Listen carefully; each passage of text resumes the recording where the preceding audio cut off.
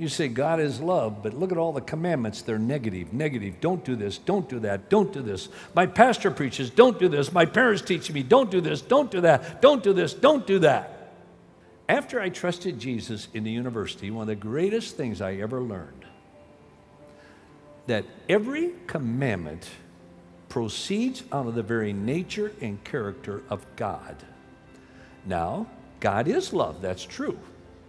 Every commandment is a reflection of God's love. Then why is it negative? For a very simple reason. Every time God says, thou shall not, is an expression of love. What? To protect you and provide for you. Did you ever realize that? God's not a cosmic killjoy.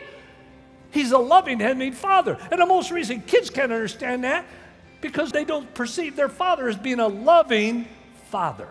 And so they can't understand God being a loving Father.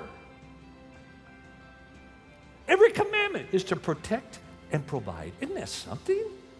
Every time God says, thou shalt not, it's not to take the fun out of your life, or I don't want you to do that, I don't want you to have any fun. It's because he says, I love you. And because I love you, I want to protect you, provide for you. How does he do that? By giving us regulations. Thou shalt not. Look at Deuteronomy 10:13.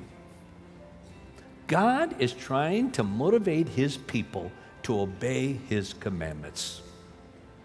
Today they say, well, if you don't do it, God's going to punish you. You'll go to hell. You will pay the price if you don't obey dogs. You know how God motivated? Listen to it. He says, and to keep the Lord's commandments and his statutes, which I'm commanding you today. Why?